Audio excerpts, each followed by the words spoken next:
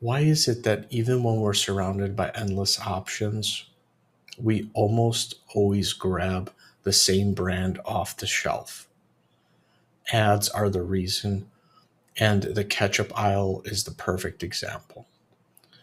Today, I'm going to talk about part of in person and online ads. This is in no means a whole comprehensive encompassing of what ads are and everything that they relate to, but this is in relation to just shopping in general. And I want to give you a good idea of a perspective and potentially perception of people that are shopping. And I think this is important to look at ads in the way that people that are shopping look at the psychological and the emotional part of it. I want to start off with this. I want to talk about Heinz, and I want to talk about ketchup, and I want to talk about the grocery store. So I'm going to walk through just kind of the experience and what we expect and what we see and how we look at them. So picture this, and I'm going to lead us while we go through there. I'm just going to kind of pull up supermarket aisle. Just picture this: you walk into a grocery store, you walk into a Walmart or a Whole Foods or a Dollar General or a Myers or a Food Lion or a Publix or wherever it may be, and you're walking along and you're making hot dogs and or a burger, and you think, okay, I want to get some ketchup. I know I'm just hopping in here real quick. So you're walking, you're going to the aisle, and when you head down to the ketchup aisle, you you're going, you get your card, you're walking through, and suddenly you see a huge wall of ketchup. That's intimidating. With you, by the time you're at the grocery store, by the time you're decide that you want ketchup, you're faced with a whole wall of decisions. And if you ever see the ketchup aisle, let me just Google that together. I just want to show an example of, you're staring at a bunch of ketchup here and you have no idea what the hell to buy. Pardon my language, but by the time you're hearing the decision, you're looking at it, you get up to it, you see Heinz, and Heinz is what you know. And that feeling is called decision fatigue. You see sugar free, you see organic, you see simple, you see all kinds of different things that could relate to ketchup. It could also not relate to ketchup.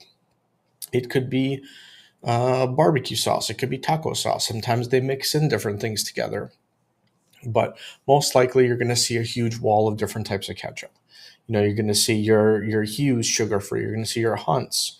You're going to see Heinz. You're going to see store brand, and you see how close when you're looking at this eye level on the shelf. You see Heinz, the main hitters right here, and then you see the store brand are right next to there, right where it feels comfortable, right where it feels safe, and then you see your price points coming in over here. But here's the thing, that familiarity, it doesn't happen by accident. It's built through awareness, it's built through campaigns and ad campaigns and repeated exposure. It's the psychological aspect of, hey, I know that, or hey, that feels familiar to me, or I can relate to this brand.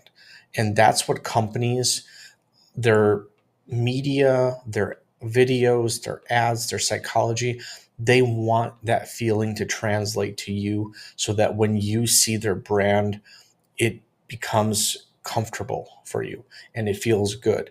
And it reminds you of something happy, or it reminds you of a good emotion, or they tie something in together. That when you're looking at this, you're just going to grab the Heinz. You're going to get there. You're going to be like, I don't want to deal with it.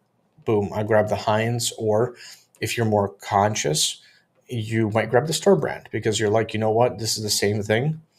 Probably came out of the same factory. And that's a different level of awareness and thought process that goes into that. The whole point of advertising is not just to make a sale today, it's about shaping what feels familiar tomorrow. And that's what's important in uh, connecting with your customers, and customers connecting with brands, and brands connecting with customers. The connection needs to happen. And there's different types of campaigns that are available that different companies use. I'm going to touch on some of them. I'm not going to go through a whole comprehensive list, but by the time you're in the store, by the time you walk through all these different brands and all these different people, and this looks like it's a Costco. Yeah, there's like a little Kirkland aisle over there. They look very familiar, right? If you're looking at this video, you're like, hey, I know that place because, the fruit is in the same aisle. The coffee is in the same position. When you walk in, you get humbled by a bunch of TVs. These different, and they're building awareness through and branding through consistency. I'm sorry. That's one type of campaign that introduces more organic, but there are a lot of different types. And when you're online, it's a little bit more difficult, but it's also easier in a sense that you can convey more information, because when you're shopping in person, you're just overwhelmed sometimes by the tons of options. I mean, look at the screenshot. As soon as you come in, you have carpet on your left. You have, what does it look like?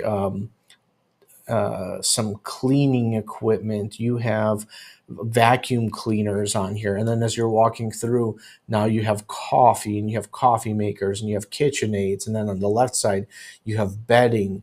And it's just everything comes at you all at once. And the awareness campaigns start where people are comfortable. If you expect your brand and or your product to connect at that level already when they're in the store, that's a harder sell. That's where Kirkland, for example, does a great job with their prepped food items and their aisles and their own house brand stuff. And that's a whole nother conversation that I'll get into. But going back to ketchup, and just let me pull this up really quickly. I'm going to open this tab up, just kind of looking at the ketchup and looking at the ketchup aisle. Looking at ketchup and looking at the ketchup aisle, I want to walk through some stuff. As soon as you get into the ketchup aisle and you're looking at ketchup, this is kind of what you're looking at. And this is not a one-to-one, but this looks like it's a Walmart.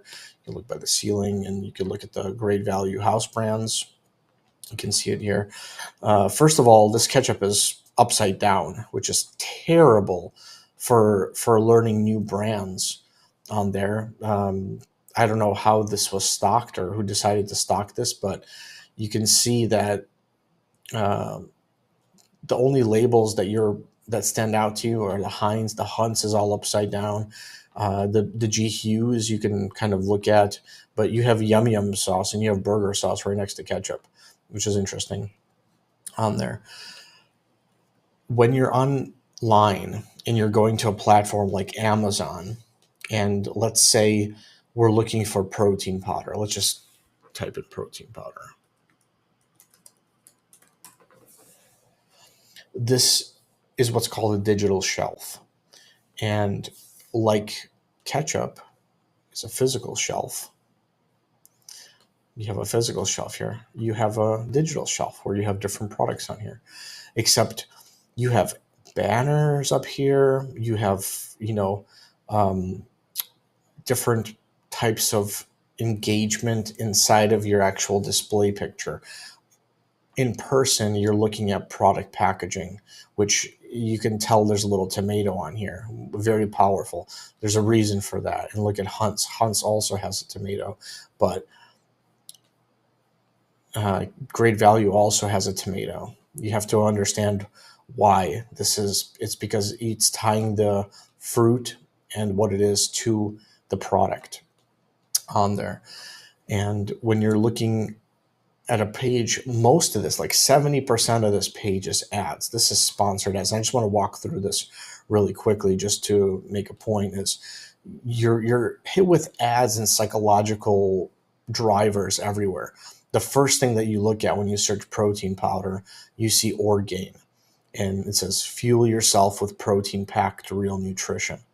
It shows, their product selection. They have a plant protein. They have a vanilla flavor, which is probably their most popular. Their creamy chocolate is the most popular, and then they have a beefed up version, a 30 gram, which is getting more popular nowadays on here. But boom, 1, 2, 3 ads. This is what's called a banner ad, a sponsored brand campaign. That you only have access to this if you have a brand. You can see the little Orgain logo, very well known brand, sold in big box stores, sold in Walmart's, sold in I think it's sold in Costco, and I think it's sold at Sam's as well.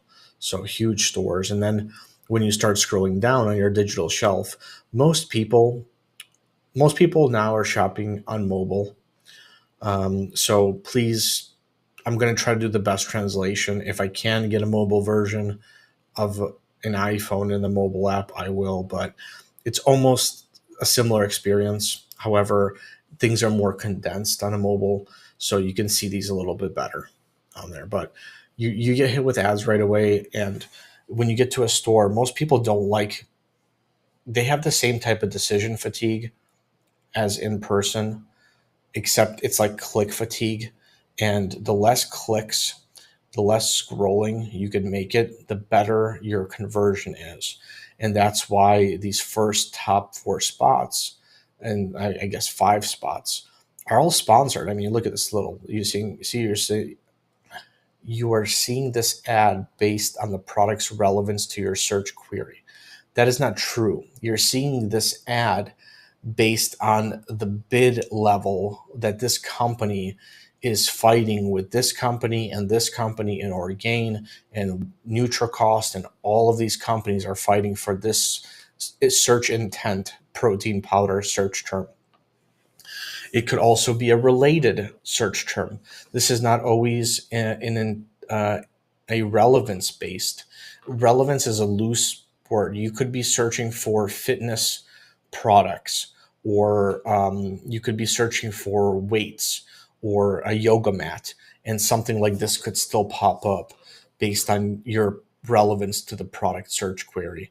But these are bits, these are pay to play spots, and exactly how Heinz is holding the eye level on the shelf, that's a pay to play spot. Heinz is a huge mover. In fact, Heinz is probably making the great value site too, just to they win both ways, right? They take the super majority of shelf space, and this may not be a great example. This may just be one example out of a ton of them. You can see it right here, but overall, looks like it's a foreign store somewhere in Europe on here. However, the point being, you're hit with a bunch of ads. You don't know what's better, you don't know what's worse, but these are all awareness campaigns. You see the product packaging on this Flav City. You're seeing a lot of like vanilla. I'm just going to zoom in really quickly.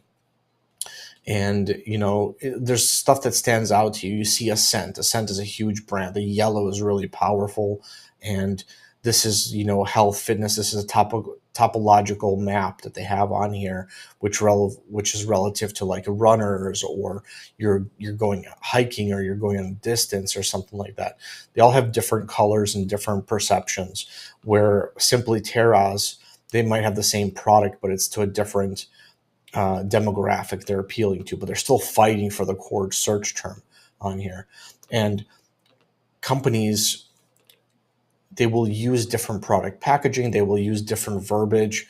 You can see a lot of these words are the same, but it's typically designed for the main search terms of what people are looking for. Grass-fed whey protein, huge search term. Whey protein powder, vanilla whey protein powder. They're just repeating core search terms on here. And that is a type of optimization that leads to more organic optimization, because that is actual search intent based optimization on here. But that's going a little bit deeper. I just want to kind of go down the page. So our first organic search result is here, optimum nutrition, probably the gold standard, 252 reviews, 252,000 reviews. It looks like it's 4.6 stars. Huge brand, also sold in big box stores and everywhere. Direct competitor to everything. This is showing 29 servings. They don't have to go that deep into their branding because they've already spent a lot of money on advertising, and they've spent the layer that you of awareness that comes in is a whole different level than somebody like, let's just look at a new competitor on here. Who has the least reviews on here? Maybe something like this. Simply Terrace. They're paying a lot of money to show up on here. It's 4.3 rated. There's less than 3,000 reviews on here.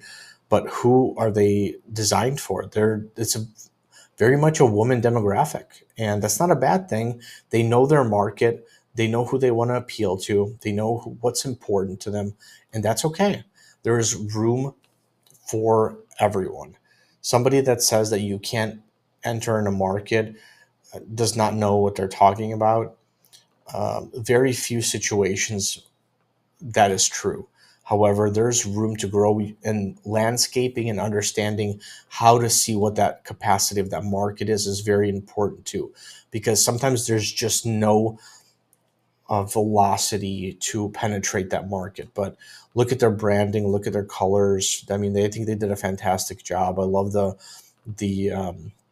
very bright pink purple push that they're doing, the very fun, drinks they're even showing. You can throw it into your Starbucks coffee. Also a specific demographic that they're pushing into there.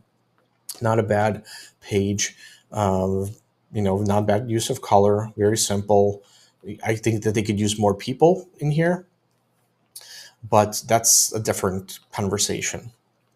There's not enough people or emotions on here. Whereas, let's say if we go to Orgain, or even, yeah, let's go to Orgain. Let's just, for, oh,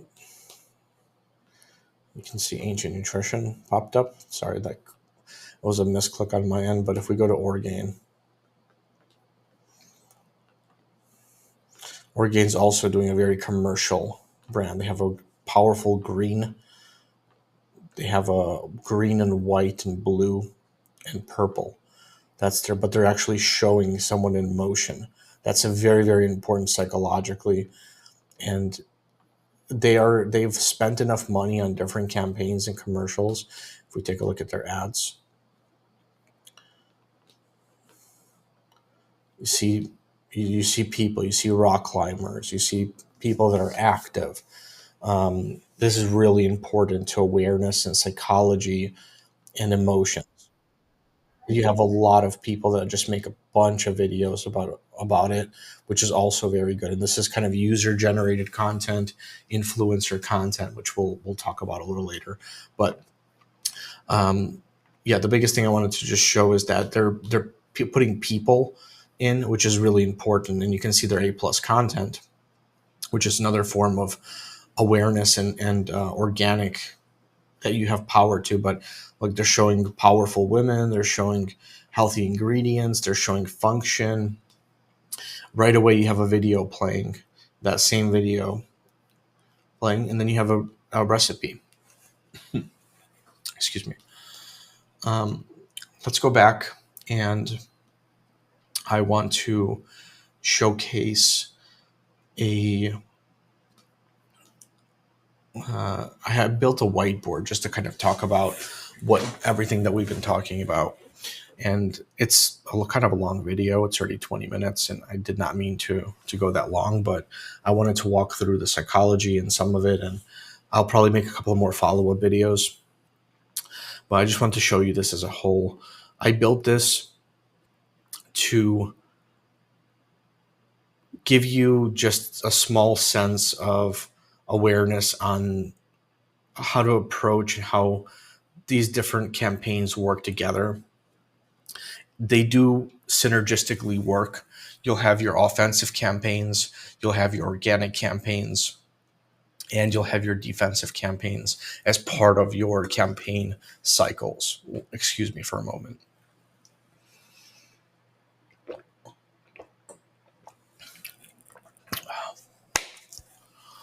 I'm drinking a protein drink while we're talking. But kind of just to go into it, and we'll take it step by step.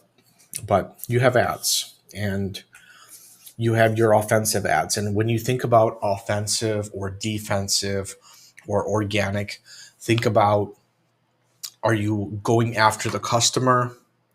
Are you protecting your brand? And are you letting the customer find you through their journey on their natural path? That's typically how I try to perceive it. And within your awareness camp, or you're within your offensive campaign, I'm sorry, you have awareness and you have conversions. And not every campaign and not every ad group will you be able to properly translate and attribute success and conversions from. If you are, for example, if you are, then let's just go back really quickly to Plexels, and this is going to be important, but let's say you're watching soccer, you're at a hockey game. When you're at a hockey game, and I want to try and find a direct example. This is probably a bad example. Let's look at a football game, or let's look at a soccer. Right. So let's say you're watching. You see this Bud Light right here. You see you have an ad right here of Bud Light. You have a bunch of small banners of ads.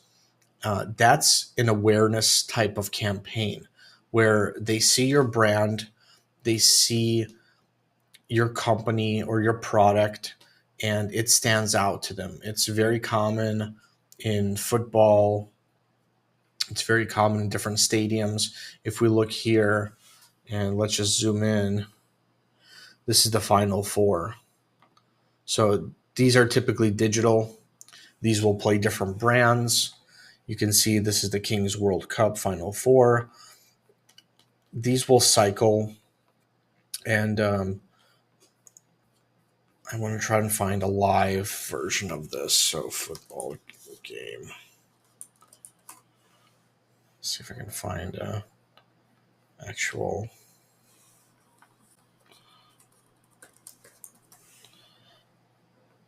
Okay, this might be it. Yeah, you see these are digital. These are digital, but back to the campaigns. An awareness campaign, it's called reach media, and sometimes it'll be a display like the sponsored brands that we saw. Sometimes it'll be a video campaign, like you're browsing through TikTok or you're browsing through Instagram or Facebook or X or Twitter or whatever, what have you be, or TV. And sometimes it's a promotional release. It's a release like an article or something like that, just to have you aware, like, hey, McDonald's is launching a new value meal, which McDonald's recently launched their new extra value meals on there. But these are considered offensive campaigns, and they're awareness campaigns to make you aware of, hey, our product exists, we exist. So when you're in that ketchup aisle, when you're shopping here, Heinz. And I'm sure you can remember.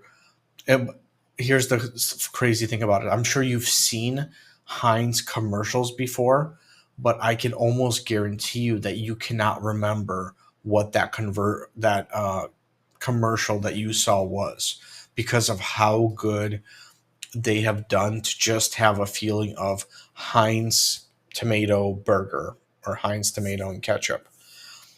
They've had tons of different media, tons of different campaigns. You don't see their ads as much anymore. You don't see campaigns as much, but yet they're still at your favorite burger place. They still are at your favorite, um, you know, shopping mall center, and their presence is still there. Not only are they there, but they're also probably making the great value stuff, because the more tomatoes and ingredients that they buy, the cheaper it is. Even if they're quote unquote not getting the sale on here, they're still getting the sale and the conversion on the great value side of things in the house brand side. That's where Kirkland does an amazing job of working together with brands, and brands do an amazing job expanding their reach and expanding their manufacturing lines to make more revenue on the wholesale side. Um, Net profit dollars is greater than net profit margin, because you can have a great net profit margin, but that can translate. But if you don't sell a lot, then that does not mean anything. You can do $1 million in sales and make 20% on that $1 million, and you'll have $200,000 in profit, in net profit dollars from that 20%. However, you can also have a net profit margin of 10% and sell $10 million worth of stuff and have a 10% margin and make 2 million net profit dollars. I hope that makes sense on there. Uh, Conversions and net profit dollars are the most important, one of the most important aspects to consider. Most likely, you have to balance your advertising with your velocity and find the sweet spot. There is no one size fits all in how you determine your goals. Every product, there could be certain parallels, but every product is its own product. And it's important to understand that. I think when you look at different products and when you're talking to different companies, whether it's an agency or whether you're doing this and you're optimizing the campaign, you have to test it. You have to have at least several weeks of testing, and it has to be in the right season. And it has to be, there's so many different factors that go into a product: the seasonality, the velocity. Do people buy on Fridays, right? The time is really important. Your campaign testing needs to be done over a month or months. Whether when you're A/B testing these different levers to increase your conversions. But just to go back to the offensive campaigns, you have your awareness campaign, which is, hey, I'm here. And you have your conversion campaign, which is your offensive, which is your campaign on protein powder. If we can get back into here, saying, hey, I'm here. I'm Simply Terrace. I'm Ascent. Buy me. You know, yes, on, and they may be the first, but when you get onto this page, your eye looks at a triangle right here. And Amazon is so clever because they'll give you the number one spot and they'll give you that overall pick, but you're looking at this first. 100% your eye gets drawn to these. It gets drawn to the picture, it gets drawn to the reviews, the amount of reviews, and the star rating. Very important psychological drivers. I can almost, there's a reason why this has 8,000 reviews. It's showing up in the top 3 spots several times. And they bought 20,000 in the last month. They're spending a lot of money on ads, but it's probably driving profitability long term on here. And it's almost double the price of Optimum. Look at this. This is less product, 1.87 pounds. They're almost 30,000 compared to 30,000 units of some of their competitors. Very interesting approach up there. They must have a good flavor. They must have certain things that are going right, but you can see the 4.2 really is pushing them down on here. So they probably lost their star rating maybe a little bit ago. But back to the ad side of things, you have search intent and intent. If somebody wants to buy ketchup or somebody wants to buy vanilla protein powder, you have to make sure that you're found. And you can do this organically, and you can do this through paid ad slots on here, but you have to know what people are searching for, and you have to arm yourself with the right tools. On Amazon, there's Jungle Scout, there's Helium 10, there's Data Dive, there's Unicorn Smasher. There's a number of different tools that are available to understand what people are searching for. You also want to leverage and test um, your engrams, meaning protein powder. You might not want to advertise protein powder, but you might want to advertise protein powder vanilla.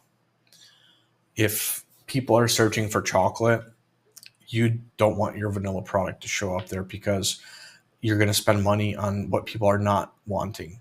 So just be mindful of that. If you have a weird flavor like blueberry muffin, I would not target a base 2 gram of protein powder. I would target protein powder blueberry or protein powder flavored or something similar to that, depending on what people are searching, what the search volume looks like, which will be a whole nother video on here. Excuse me. You also have retargeting and remarketing, and these are promos and different types of awareness when they're, when they come back. Not everybody that goes and shops looks at a product and buys it right away. Some people add it to the cart, they wait a little bit, they come back, they look again, they look at reviews.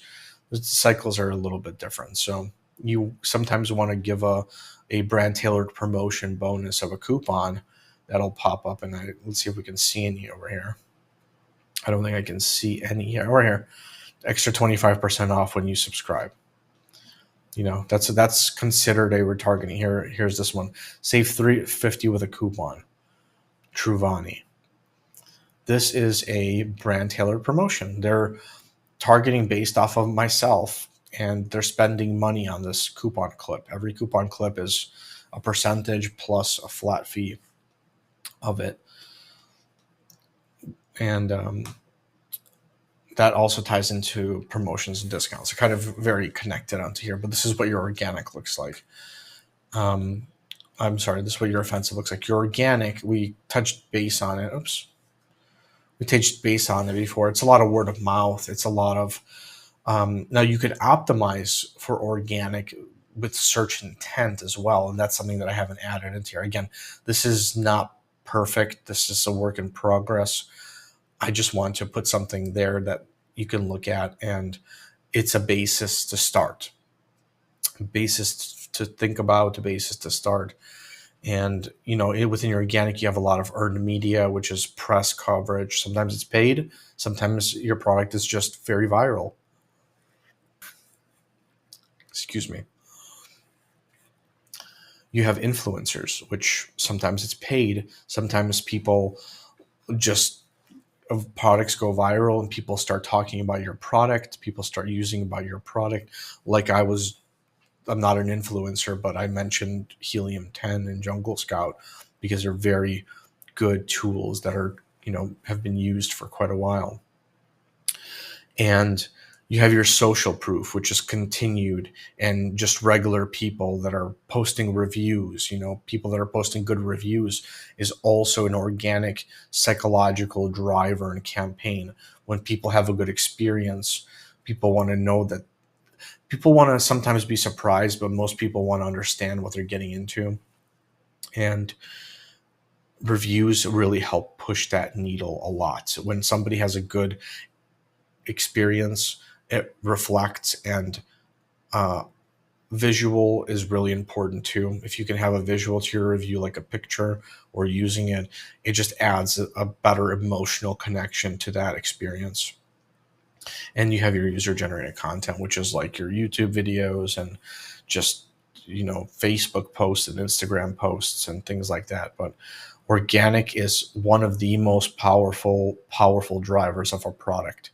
When the community speaks, or a community speaks, or multiple communities speak, people listen. And then you have your defensive and your brand protection on here, which is very important as well. And we can look at that type of campaign. We can look at it by searching ketchup. Now, this is going to have a mix of grocery in here. There we go. Okay, sometimes it takes a second to load the sponsored stuff on here, but look when I typed ketchup. Heinz is on your right. You have French's tomato ketchup, which I've never heard of before. French's makes mustard. I know French's from mustard, but hey, who the hell knew they made ketchup? You have Zing Zang Bloody Mary ketchup, which I'm sure if you're making a Bloody Mary, it's probably pretty good on there. It's a brand new product on here. And then you have Ketch Hot, which is like a hot version of ketchup on here, or catsup, as people like to call it. But when certain people think of Kleenex and they type in Kleenex and Kleenex doesn't show up, they automatically assume the brand. And ketchup is one of those big ones where you assume Heinz. However, a defensive campaign this would be part of both an offensive and a defensive campaign if I was Heinz. If you were a company like Hunt's Ketchup, and if you give it a second, it'll load in the sponsored ads. I apologize about this. I don't know why it's lagging so much today, but eventually we'll get there once it decides it wants to load. And you see Heinz showing up over here. Let me see if this will show sponsored. It should be.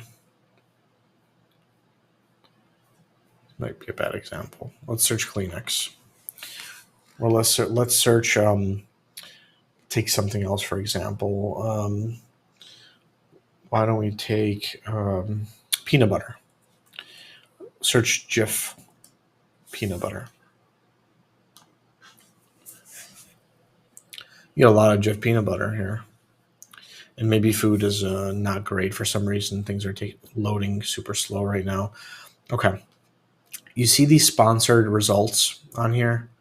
This is a defensive campaign that Jif is holding quite a bit of money for their brand. This is a brand protection, brand defensive campaign.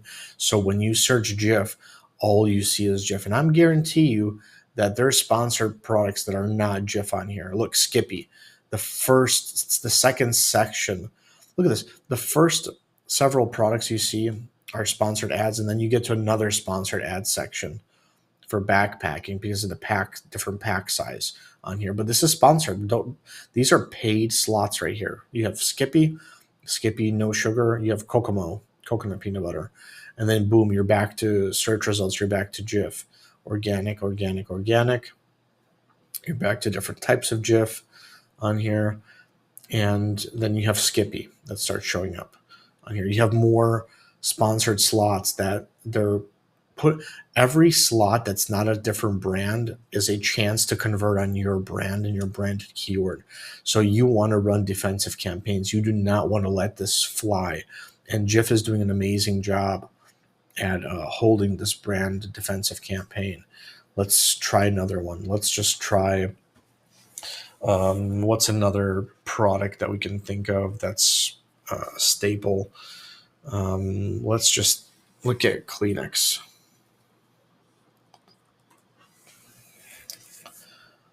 Yeah, look at this. Now there's Amazon Basics Kleenex, or tissues, I'm sorry. But when you search Kleenex, your first 4 slots are all paid slots by Kleenex for brand protection because they are not letting you, another brand, take it. They're not letting Amazon Basics take that slot. It has to be painful for somebody to find a different brand on here. They're holding a sponsored brands position with a psychological and emotional connector. Number one facial tissue trusted by teachers. Very strong psychology. First days and big feelings. School started recently. They're running school campaigns on here. Very strong. And they list their top 3 products that's relevant to them, to their market on here. And then you have Amazon Basics facial tissue. And then you have, boom, another sponsored set from Kleenex.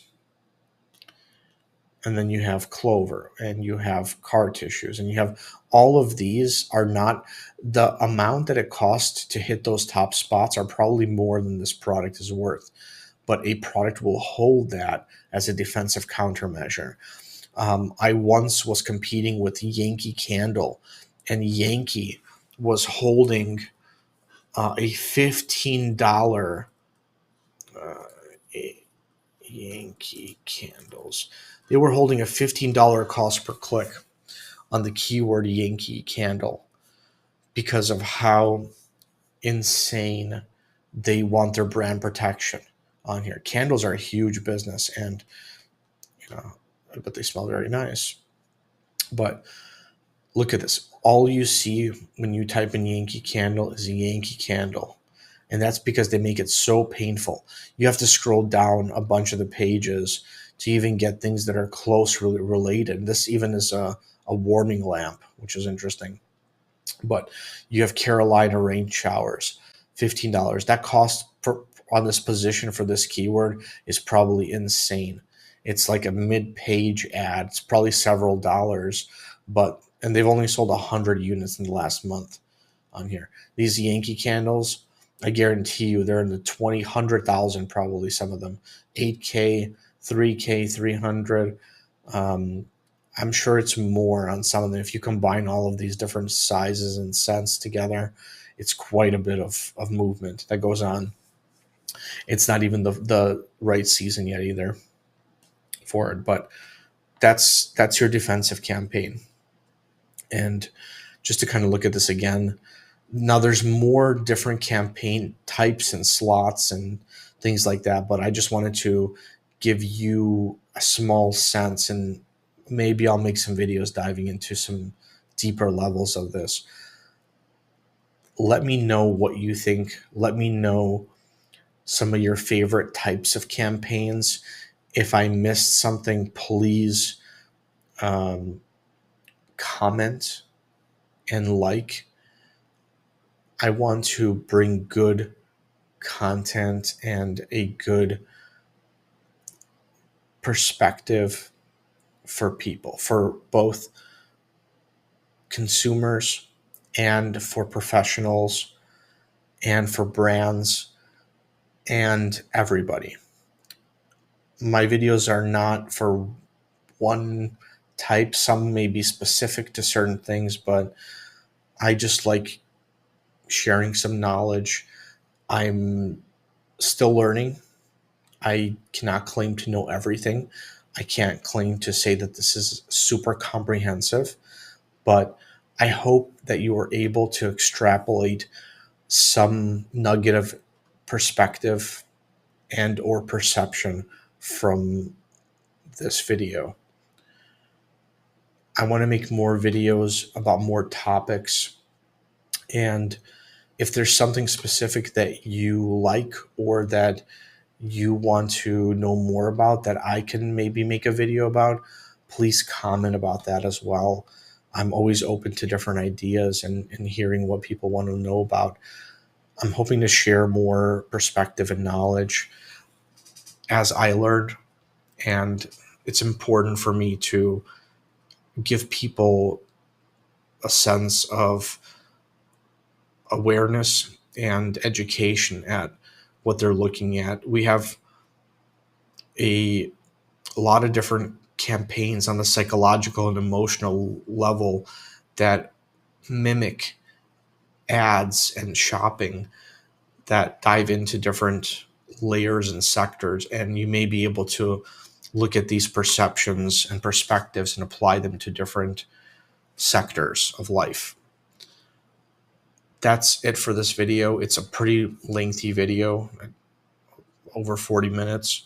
Didn't think I was going to make one this long, but thank you for sticking in with me. I appreciate you for watching. If you made it this long, thank you. I want to make more videos. I want to try one a week, and eventually I'd like to make a video a day, but we will see how that goes. Comment down below, like the video if you liked it or if you gained something from it, and please share the video. And I look forward to making more videos, and I look forward to hearing some of your favorite ads and your favorite campaigns that have existed. Until we meet again, thank you and have a great day, and I will see you soon. Thank you so much.